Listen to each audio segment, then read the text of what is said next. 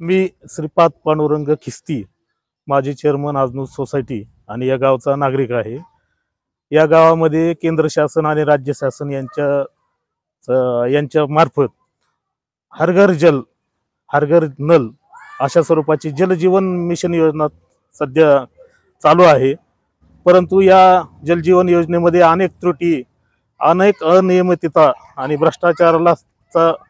अनेक ठिकाणी भ्रष्टाचार झाल्याचा आम्हाला संशय आहे आणि त्याची सर्व कागदपत्रे आम्ही त्या ठिकाणी उपोषण करून कार्यकारी अभियंता अहमदनगर, उप अभियंता श्रीगोंदा, तहसीलदार श्रीगोंदा यांना दिलेली आहेत आणि त्याचं पथक या ठिकाणी पाहणी करण्यासाठी आलं होतं। परंतु काही कारणामुळे त्याची पाहणी एका वादामुळे झालेल्या किरकोळ वादामुळे त्याची पाहणी अधिकाऱ्यांनी केलेली नाही। ती पाहणी आणि आढावा प्रलंबित आहे। मुळात म्हणजे ही जी जलजीवन योजना आहे ते त्याचं टेंडर 1,74,00,000 आहे आणि त्याच्यामध्ये उपांग 1 म्हणून त्या बोर्डवरती आहे जुन्या विहिरीचं खोदकाम करणे। जुना विहिरीचं खोदकाम करणे हा 1 नंबरचा घटक आहे, परंतु आमच्या गावातील जुन्या योजनेचं कोणतंही काम त्या ठिकाणी केलेलं नाही आणि 6/1/23 वर्क ऑर्डर निघाली। 6/1/24 पर्यंत मुदत होती।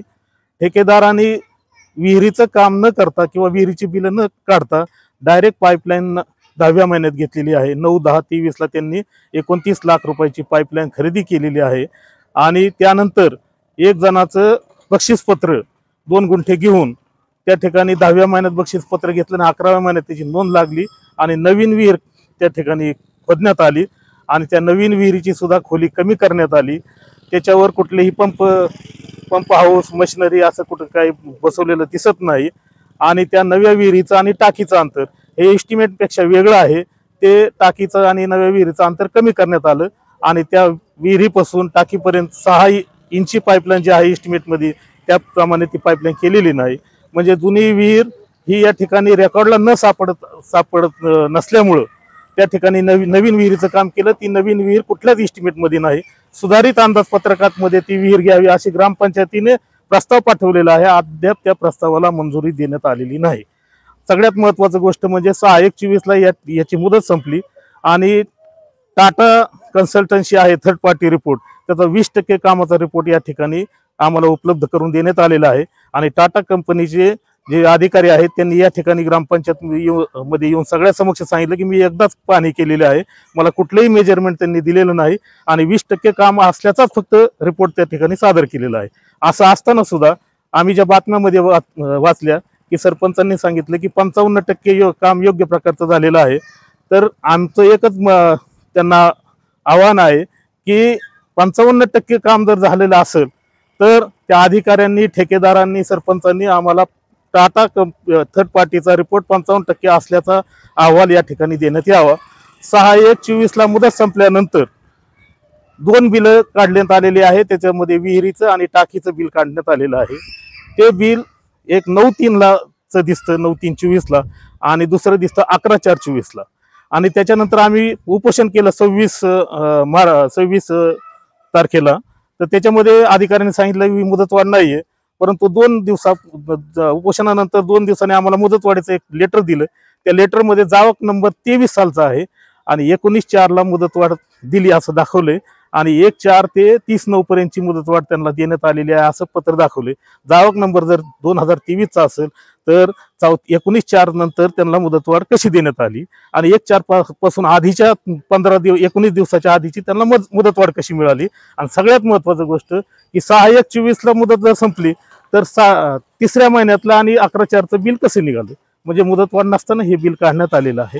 आणि पाईपलाईन जी खोदण्यात आलेली आहे 2 फुटाच्या 2 फूट, काही ठिकाणी 2 फूट सुद्धा नाही, तरी त्याचे 4-4 फुटाचं बिल त्यांनी काढलेलं आहे।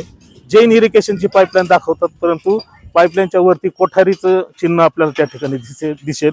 टाकीची उंची 15 मीटर आहे, पण आम्ही प्रत्यक्षात टाकीची उंची मोजली ते टाकीपर्यंतची जी उंची आहे ती 35 फूट आहे आणि मुख्य टाकीची उंची ही 10 फूट आहे।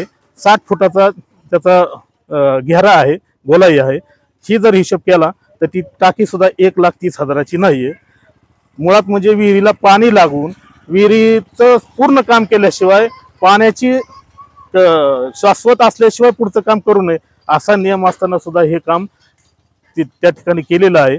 आणि अजून विकासवाडी, पवारवाडी, मोरेवाडी संपूर्ण गावठाण हे पाईपलाईन पासून वंचित आहे। एक सुद्धा नळ कनेक्शन त्या ठिकाणी देण्यात आलेलं नाही।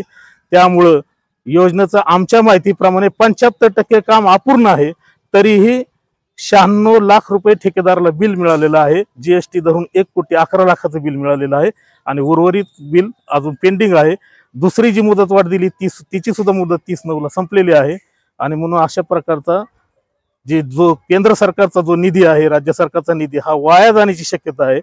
फिल्टरचं पाणी पिण्यासाठी सरकार सगळ्या कुटुंबाला देणार असं म्हणतंय, परंतु या ठिकाणी एवढा मोठा निधी येऊन सुद्धा फिल्टरचं पाणी आम्हाला मिळणार नाही। याच अहवालामध्ये फिल्टर हाऊस 70% काम झालं असं दाखवण्यात आलेलं आहे। तर एक फिल्टर हाऊसचा खडा सुद्धा झालेला नाही, फिल्टर हाऊस बांधण्यात आलेलं नाही। फक्त पाईपलाईन, टाकी आणि विहीर हेच काम केलं गेलेलं आहे।